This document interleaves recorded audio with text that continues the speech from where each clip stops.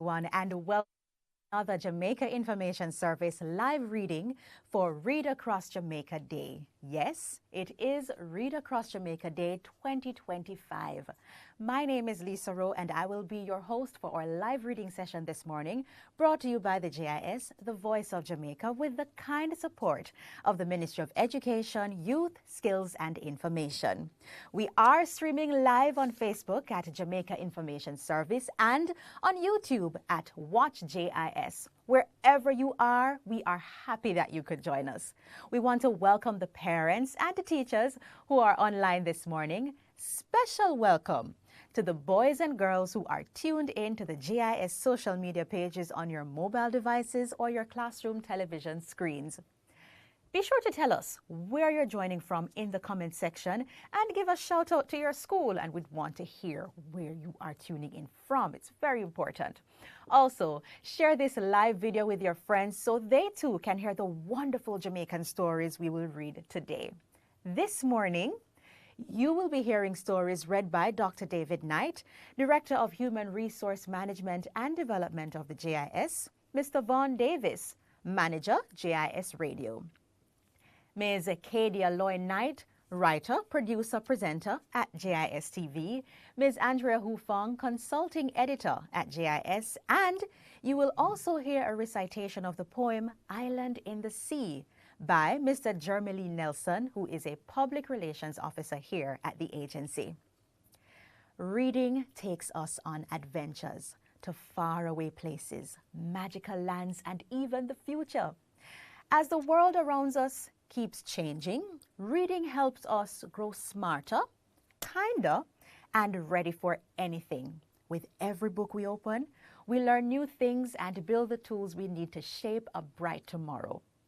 Read Across Jamaica Day is a fun part of Education Week, thanks to the Jamaica Teachers Association.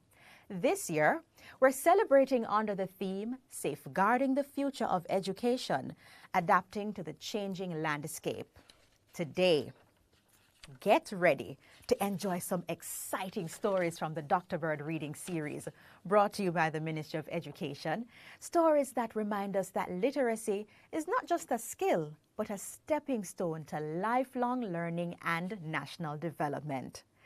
We will be reading from The Honest Watchman and Other Stories, There is No King as Great as God and Other Stories, and The Heights by Great Men and Other Stories. I'm excited about the laptop, can you tell? As we delve into these captivating tales, let us embrace the spirit of learning and discovery, celebrating the rich legacy of literature and the importance of education for all.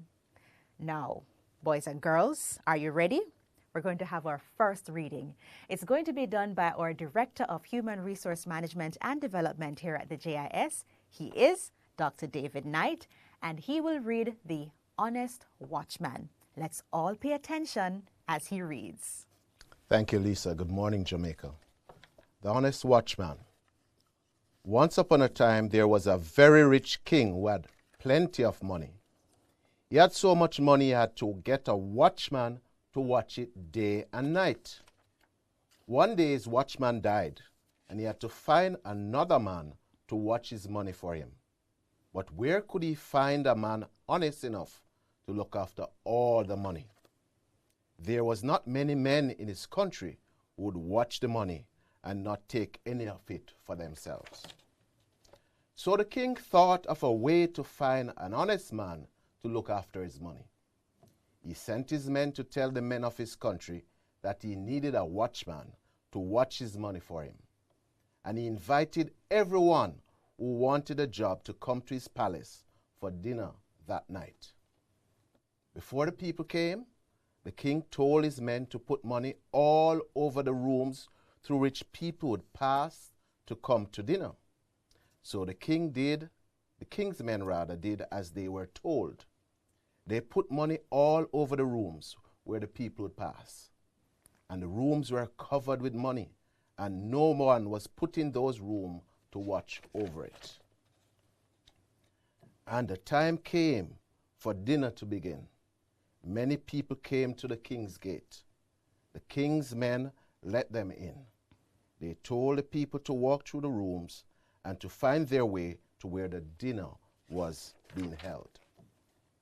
All the people came, took their seats around the great big table.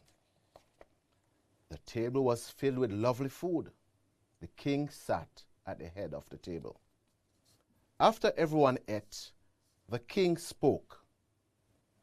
Before I name the man I would like to be the watchman of my riches, I will ask you all to dance. The man who dances the best will be my watchman. The king's men started singing and clapping, but only one poor little old man with a long gray beard got up and danced. The little man danced and danced, but none of the others got up. The king knew why. The other men had filled their pockets and shoes with money they took from the rooms they had walked through. They were not honest enough to leave so much money alone. Only the poor little old man with the beard did not trouble any of the money. His pockets were empty and he was free to dance. This was the honest man to whom the king gave the job as watchman for his riches. End of story. Thank you for that very intriguing story, Dr. Knight. Very great lessons to be learned by our boys and girls. What a smart way for the king to test the honesty of the men who wanted to be his watchmen. What other ways would you have tested the men and selected a watchman? Tell us your answers in the comment section and what you thought about the first story. While you share your answers, let's check in on where you, our viewers, are joining us from.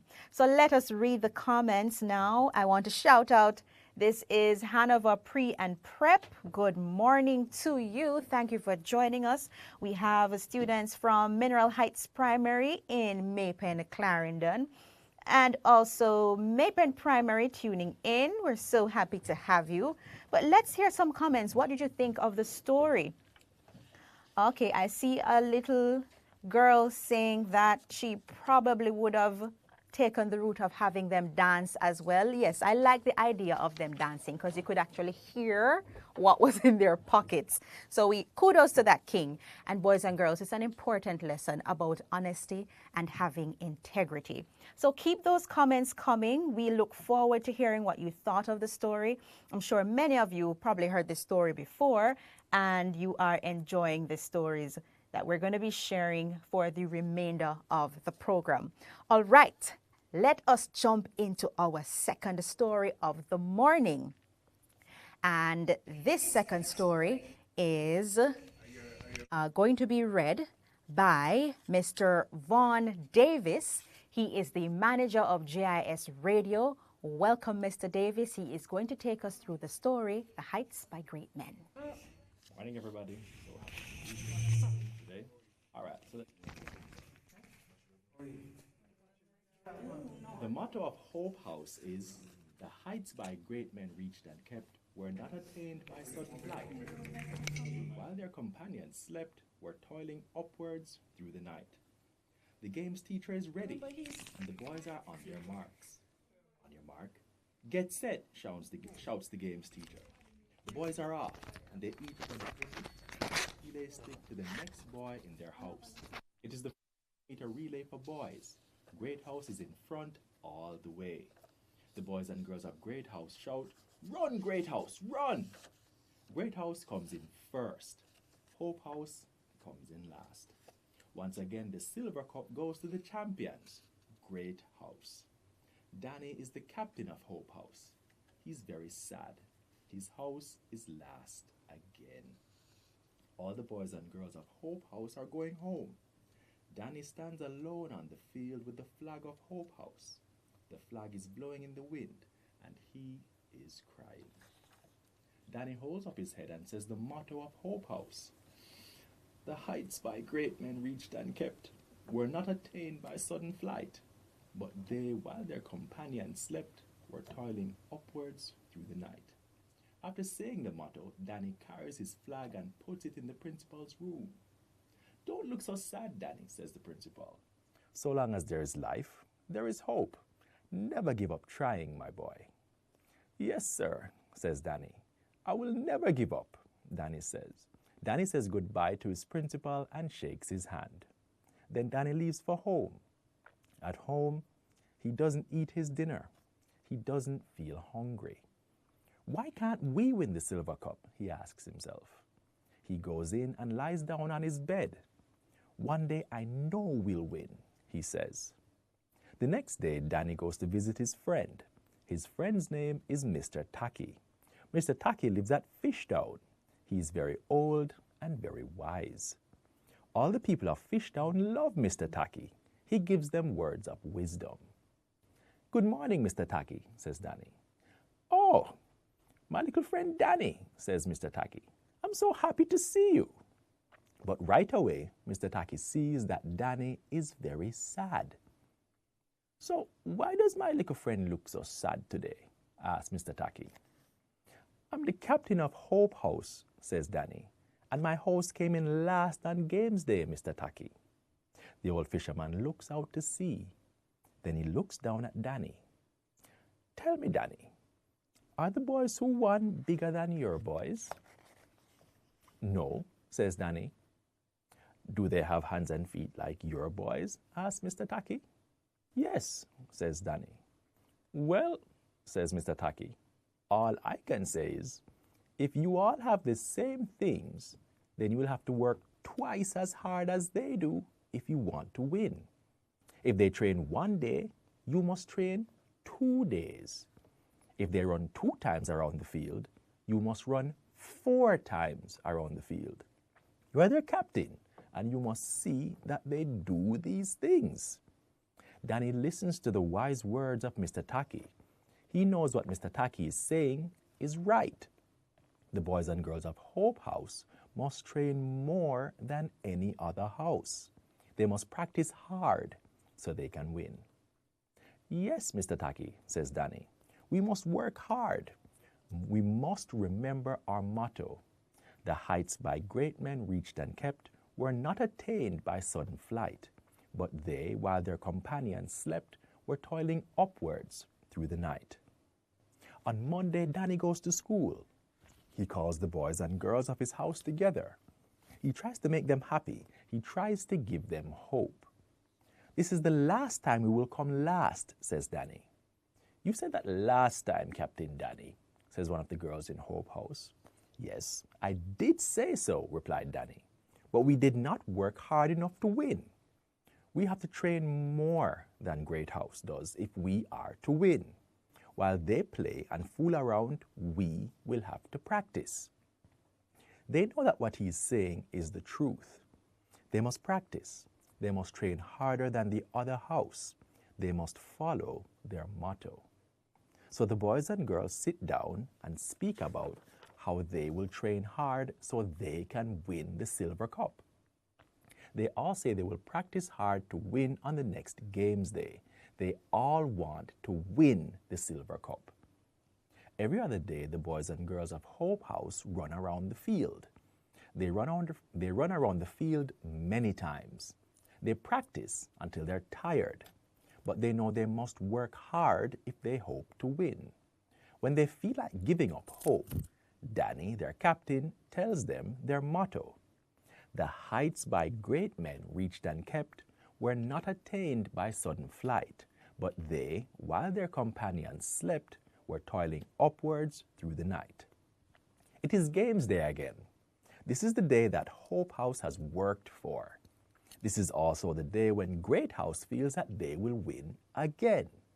The boys and girls of Great House are so sure they will win, they have not been training hard. Both Great House and Hope House are doing well.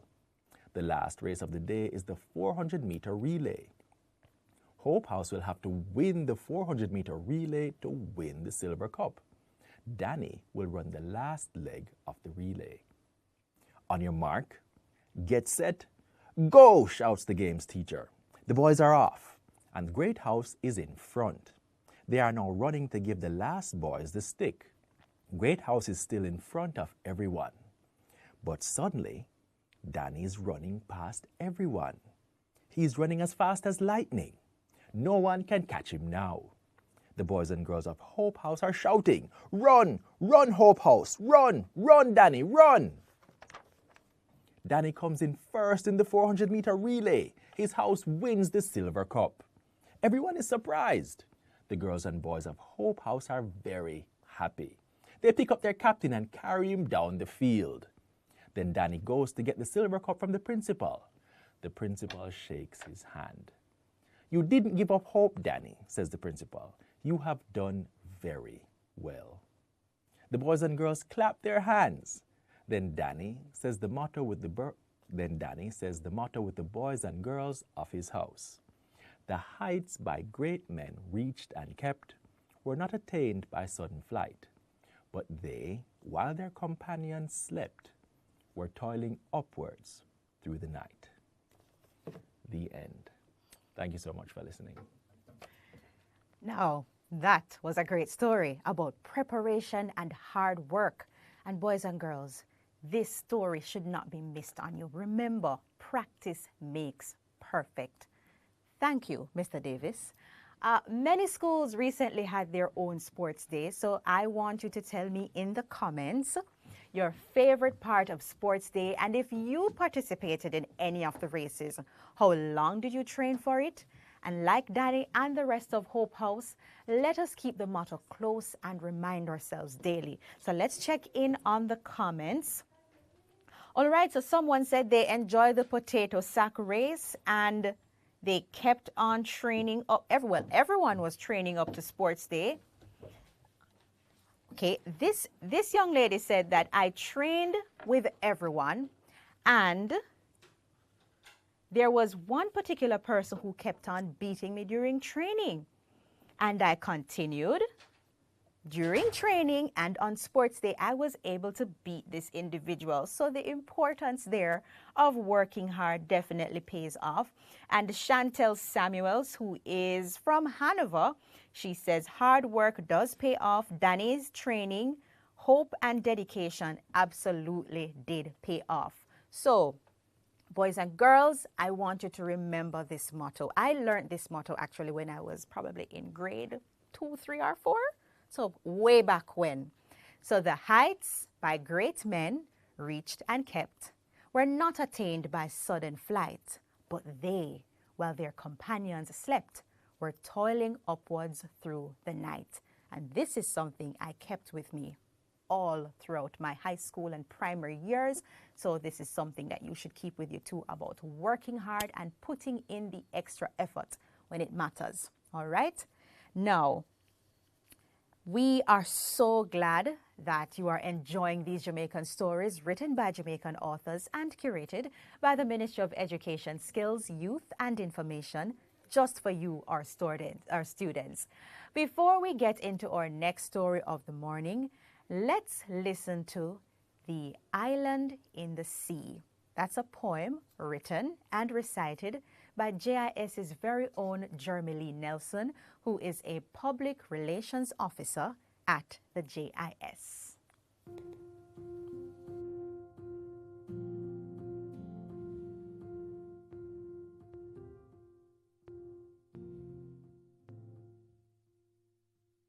Island in the Sea by Jeremy Lee Nelson.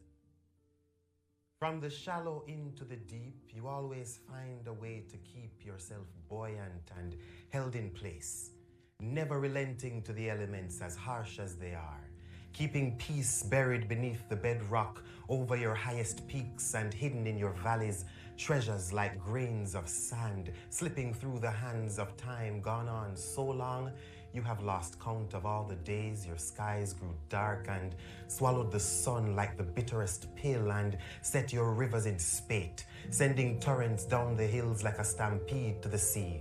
Trees forced to their knees by the violent winds bombarding your shores, left surrounded and alone, sheltering in place, weathering the storm, being washed clean, and then at its end, clouds now rolled away and sky in sight again, the sun shining down. You still stand still, the toughest rock there was or will be.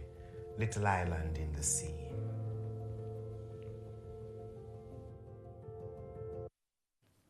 Wow, thank you so much, Jeremy Lee. Can anyone guess in the comments which island the poem was about?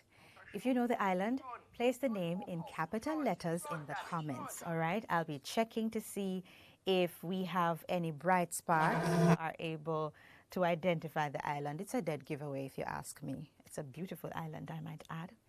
All right, so until I see those comments coming in, we are going to go to our next story.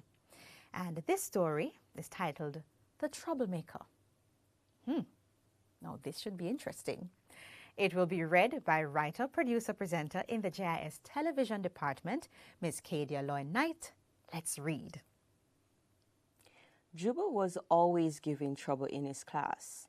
He liked to make fun of the other boys and have the class laugh at them.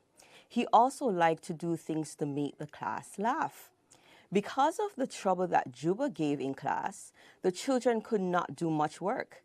When the teacher asked who was making the trouble, Juba would be the first to say he was not the one. One of the things that Juba liked to do in class was to play wet chair. Wet chair was when they splashed water on other boys' chair. Then they would rub the water all over it. The boy who came to sit in his chair would not see the water and would sit in it. His pants would get wet and the other boys would laugh at him. They would then tease him and call him wet pants. Juba liked to make the class laugh by doing these things. The teacher did not like these jokes in her class. To her, it was not even a joke. It was troublemaking because the boys would not pay attention to their work. She wanted to find who was the troublemaker. One morning, the teacher thought of a way to catch the troublemaker who was playing wet chair. She knew that every time she was not looking, somebody did something to make the class laugh. So the teacher went on as if she was looking through the window at something. But all this time, she was looking through the corner of her eye. She wanted to see who would do something to make the class laugh. Juba was the first to make a move. He thought the teacher was not looking. So he walked quickly to the front of the class. Then he splashed some water on a boy's chair. This boy was always late for school. After that, he walked quickly to his chair. He was sure that his teacher had not seen him. Just then, the boy who was late for school came into the class. "Good morning, miss," said the boy. "Good morning, Devon," said his teacher. "You are late for class again." "Yes, miss," replied Devon. Juba and the other boys were just getting ready to laugh at Devon, who was going to sit on the wet chair. But to their surprise, this did not happen. "Well, Devon," said the teacher, "you are late. I want you to sit in one of the back chairs. You can change places with Juba." "Come quickly, Juba," said the teacher. "Sit in Devon's chair and let him sit in yours." Now Juba was frightened. He did not know what to do. He knew he had splashed water on Devon's chair, but now he was asked to go sit on it. Juba didn't. "You hear me?" said his teacher. "Move quickly. I would like to continue the class. We have a lot of work to do." "Juba is in trouble," said one little boy to his friend. "He is going to sit in Devon's chair." Some of the boys started to hide their faces and laugh. It was a very big joke to see Juba going to sit in the same water he had splashed on Devon's chair. Juba walked slowly to Devon's chair. He was afraid to sit on it because he felt that the boys would never stop calling him wet pants. But Juba was even more afraid that his teacher would find out about what he had done. He could not tell her that he did not want to sit in Devon's chair. If he did, she would ask him why. And if he told her Devon's chair was wet, She would ask him how he knew about it. Then she would find out that he was the real troublemaker. "Sit quickly," said the teacher. "You are keeping the class from doing their work." The boys put their hands over their mouths to stop from laughing out loud. But Juba sat in the wet chair. They could not keep quiet any longer. "What is so funny?" asked the teacher. She went pretending she did not know what had happened. This time, it was only Juba who was not laughing. The joke was on him.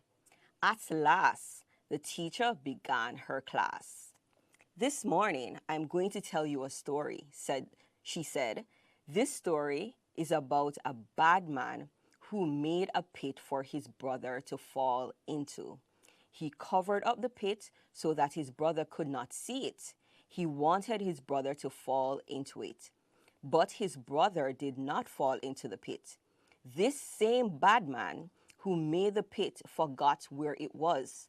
Sometime later, he was walking and he fell into it." "Now," said the teacher, "does this story remind you of anything? Does this story make you think of anybody?" The class was very quiet. There was not much troublemaking after that. Thank you, Miss Knight. Thank you, Miss Knight. But Juba, you know, easy. Now, it seems as though Juba learned his lesson about giving trouble in class. This story reminds me so much of this Jamaican expression that says, if you dig hole, for one, you have to dig two. Basically saying, if it is that you're trying to set someone else, prepare that that same misfortune might just happen to you. Now, do you think that Juba deserved what happened to him? And do you have a troublemaker in your class or at your school? You should tell them about this story so they can learn a lesson from this very story. In fact, ensure they are watching this live stream by sending them the link to join on Facebook at Jamaica Information Service or on YouTube at Watch JIS. Now let's check in some of the comments. Everyone seemed to have enjoyed that story. Quite comical that Juba got his pants wet by basically falling in the very same trap he set for someone else. All right, so Chantel Samuel says, there is always a student like Juba in every class. That is true. And Nadine Silvera, she is shouting out Clonmel Primary and Infant School, and she's saying happy Read Across Jamaica Day. Hi, Nadine Silvera. Thank you for those comments. Keep the comments rolling in and keep on shouting out your school. We really want to hear where you are tuning in from. It's all about reading and educating ourselves and taking our minds to adventures and possibilities that we never knew was there, all because we took up a book and we read. Now, if you are just joining us, welcome to the live reading session for Read Across Jamaica Day. If you're watching us on Facebook, remember to like and follow our page. If you are on the JIS YouTube channel, remember to subscribe and be notified whenever we upload new content. And JIS has a lot of content because we are the voice of Jamaica. Now, we are coming to our final story. Our final story this morning is going to be read by our consulting sub-editor at the JIS, Ms. Andrea Hufong, and she will be reading Up on the Housetop. Up on the housetop. Now I wonder what could be happening on the housetop. Nothing good can happen on the housetop, you know. That doesn't sound very safe, but Ms. Hufong will tell us all about it. All right? She will now read. Good morning, everyone. Good morning, children. Let's find out what's up on the housetop. Let's climb up on the housetop, said George. But Auntie told you not to go up there, said Donna in a loud voice. Be quiet, Donna. I wasn't even talking to you, George replied. You are too small to climb up. I was talking to Thomas.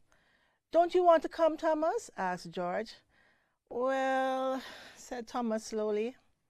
Suppose Auntie catches us. Don't tell me you're a baby like Donna, laughed George. I am not a baby, shouted Donna. You are just a boasty boy, and you know what Uncle says? A boasty boy must fall.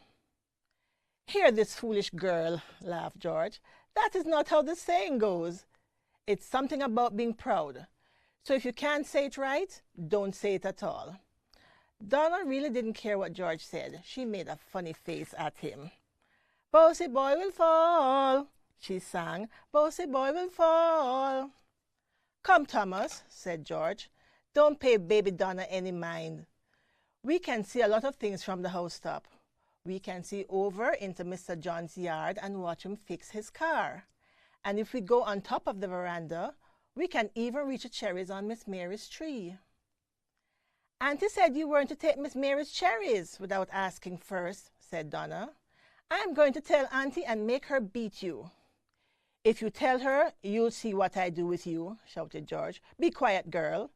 Then he looked at Thomas again. Are you coming? He asked.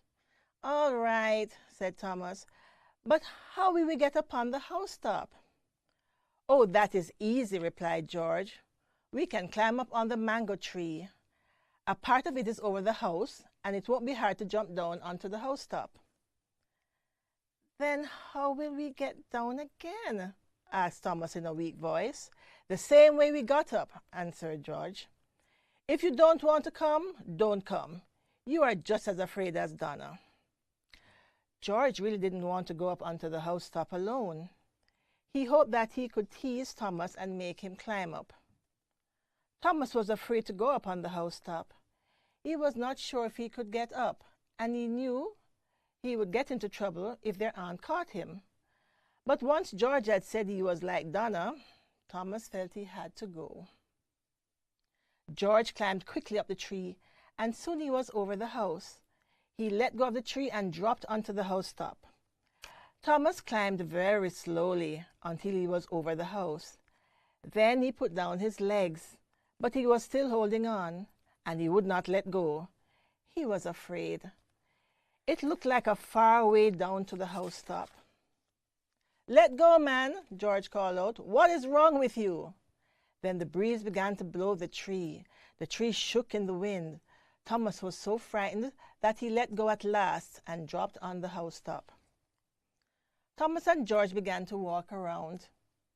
They looked over into Mr. John's yard, but he was not working on his car, so there was nothing much to see. They went across to the cherry tree, but they found that all the good cherries were too far away. Only green cherries were on the part of tree that was close to the housetop. Well, said George, we had better get done before Auntie hears us walking around up here. Yes, added Thomas, who was glad to hear this. He was not enjoying himself, and the ground really looked very far away. The boys went across the housetop to try to get back on the mango tree. George jumped first, but he found that he could not reach the tree with his hands. It had been easy enough to jump down from it, but he could not jump up to it. Yes, now, Donna called out. You can't come down. I told you not to go up there. Auntie is going to pepper your skin for you. George was beginning to feel afraid, but he behaved as if he was brave. Donna, you are nothing but a baby, he replied. We can't stay up here forever. We just have to jump down. Jump down? Said Thomas in a very frightened voice. Jump down? Shouted Donna. You must be mad. That is too dangerous. Let me call Auntie because she will know what to do. I knew you shouldn't have gone up there, she added. You stay right where you are, Miss Know-It-all, shouted George. I'm coming down. He ran quickly to the side of the housetop and jumped. Before Donna could go find Auntie. Donna shut her eyes because she was sure he would be killed. But when she opened them, George was standing beside her. He was all right and had a big smile on his face. You see, I told you, he said. It's not a big thing. It's your turn now, Thomas, so hurry up before somebody comes. I can't jump down, said Thomas as he stood there trembling. Then the breeze began to blow again. Thomas felt as if he might just fall off the housetop like a kite. So he made up his mind to jump.